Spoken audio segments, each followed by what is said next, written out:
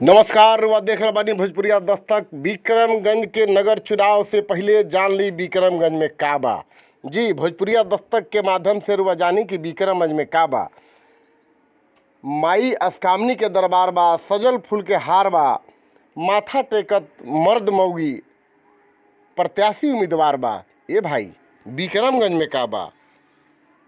ये अगर कविता रुआ अच्छा लागत होखे तो भोजपुरिया दस्तक चैनल के सब्सक्राइब करी, फेसबुक पर देखा तनी तो फॉलो करी और आगे जानी कि विक्रमगंज में का बा। बगले में रेल बा, कोर्ट और जेल बा, अजीत सभागार में विक्रमगंज के मेल बा। ए भाई, विक्रमगंज में का बा। विक्रमगंज में का बा। अंजलि सिंह कॉलेज बा, सूर्य मंदिर काशी घाट बा, बगले में हिंदू लोग के चीता शमशान बा। ए भाई, विक्रमगंज में का बा।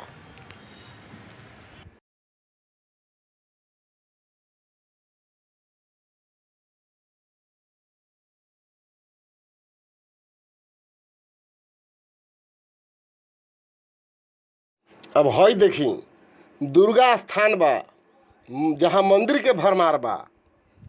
दुर्गा स्थान बा, मंदिर भरमार बा, बगले में डीएसपी ऑफिस के हाल बड़ा बदहाल बा।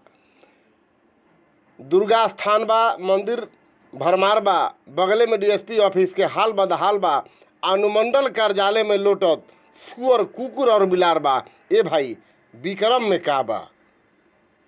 अब हई देखी, स्टेडियम बदहाल बा, टूटल एकर दीवाल बा, गंदगी के अंबार बा, एनसीसी के बोर्ड लागल, इंटर कॉलेज के दीवाल बा। ए भाई, विक्रमगंज में का बा। काव नदी पुल पर कचड़ा के खेल बा, ओह में कमाई अनठेल बा। कतनो करी कंप्लेन ना कि कौन बाकी कौनो नहीं मेल बा।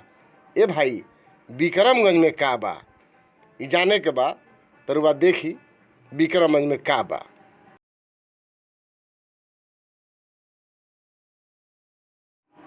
एक समय में चीनी मिल और बिस्को मान शान रहे। बिस्को मान के आई भी कभी इज्जत और मान प्रतिष्ठा आन रहे। यह बदहाली के अब के जिम्मेवार बा। चीनी मिल, एक समय में चीनी मिल बिस्को मान शान रहे। बिस्को मान के आई भी इज्जत प्रतिष्ठा आन रहे। यह बदहाली के अब के जिम्मेवार बा। ए शहीद बाबा, अब रउए बताई एकर के खेवनहार बा। लोग पूछेला कि विक्रमगंज में का बा।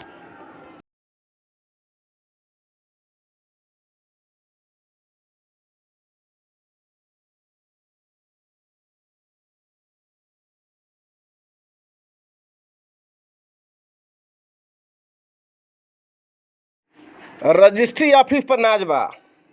रजिस्ट्री ऑफिस पर नाज बा। कृषि विज्ञान केंद्र बगले में आबाद बा। अनुमंडल अस्पताल के माहौल देखत आज बा। रजिस्ट्री पर नाज बा, कृषि विज्ञान केंद्र आबाद बा, अनुमंडल अस्पताल के माहौल लौकत आज बा। फिर भी लोग पूछला कि विक्रमगंज में का बा।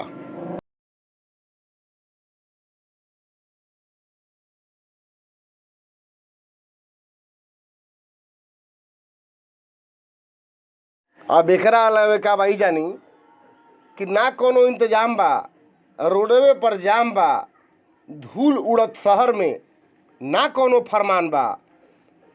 शहर हमार झंड बा, शहर हमार झंड बा, आ फिर भी घमंड बा। लोग पूछे, ए भैया विक्रमगंज में का बा।